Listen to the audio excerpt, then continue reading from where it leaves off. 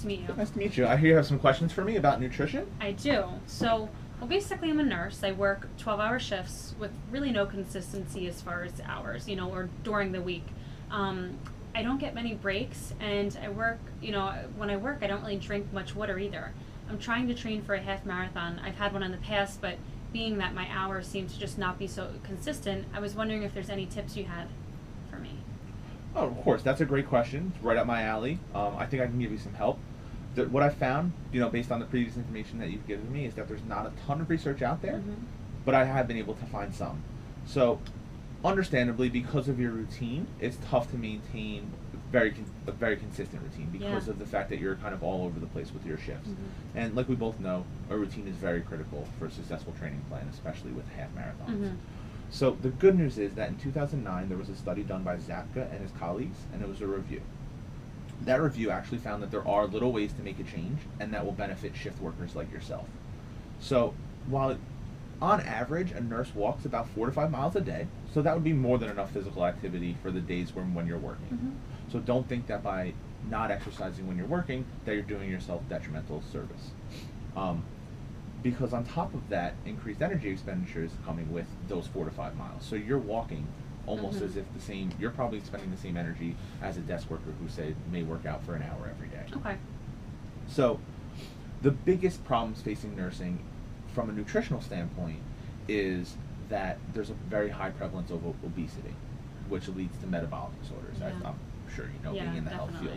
So being that you're training for a half marathon, how often do you run? How long do you run? Just give me some background on your training program. I don't have a race planned for now, but I wanted to start training in January of 2015.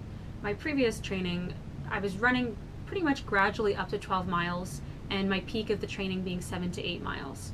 I don't run on my days I work because I'm walking, and it's a lot of exercise for me. So I would say I run about 4 days a week. So it seems like you have a good course of action, particularly on your days off. So you'll be a good client for me to work with.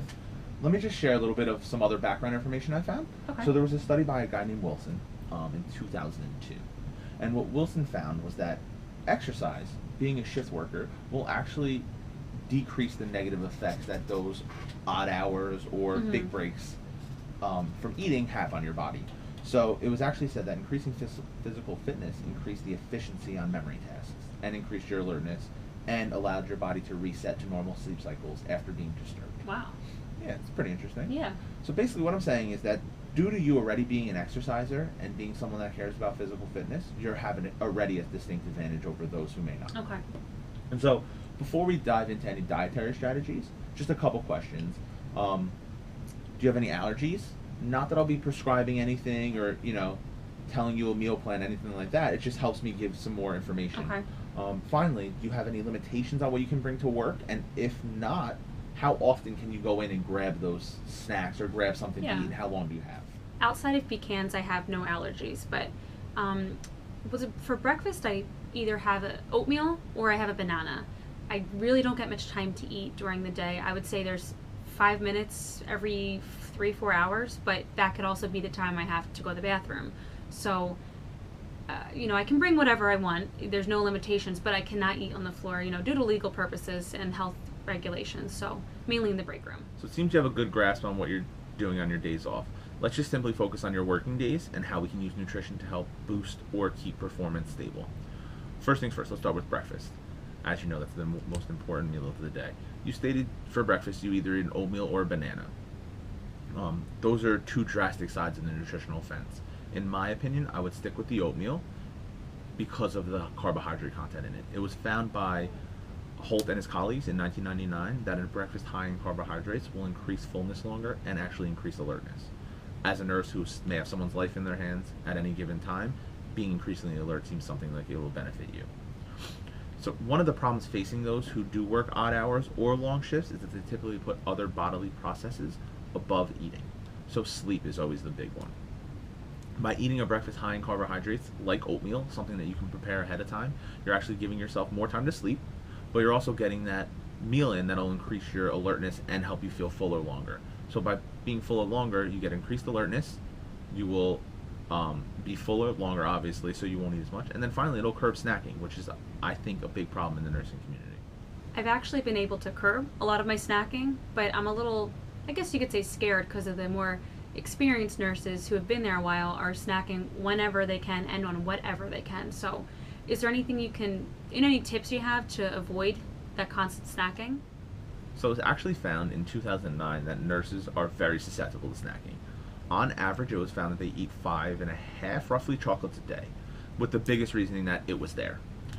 Hopefully that mentality does not manifest itself in you. With being alert and full longer, plus decreasing your likelihood to snack, you can avoid the biggest roadblocks facing you. Now I know you have little time for snack, you've already stated you have about 5 minutes, but since your breakfast is carbohydrate heavy, I would suggest sticking to higher fat or protein meals for your snacks.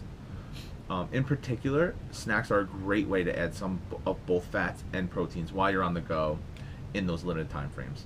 So some examples of foods that you can pop in the break room, grab really quickly that won't take any time would be almonds or any kind of tree nuts like that. Some kind of butter like peanut butter or almond butter on a nice little piece of whole wheat toast. Some hard-boiled eggs or even simply a nice little piece of beef jerky would really go great for you in your 5-minute break and not interrupt your day. I'm confused. Didn't you say that carbohydrates would affect your, feeling fuller and your alertness more? So wouldn't it make sense to snack on carbohydrates? That's a good question. I can see the confusion there. The reason we don't want to have you high carbohydrate snacks is because a high carbohydrate diet overall leads to weight gain and decreased physical activity. In fact, Mickelson and his colleagues in 2000 found that if you can actually substitute 17 to 18% of carbohydrates with either animal or vegetable protein, you can increase your energy expenditure by 3%. Wow. I know it doesn't sound like a crazy number and that sounds like a lot of big words. Yeah. Basically what comes down to is that by switching out some of those carbohydrates in a snack form and adding protein or fat, you're going to increase your caloric burn during the day. So you're going to continue to burn calories. You're not ever going to get into that state where you're not burning calories. Couple that with the walking and the nice full feeling you have from breakfast, hopefully that will lead to a nice long productive nutritional day.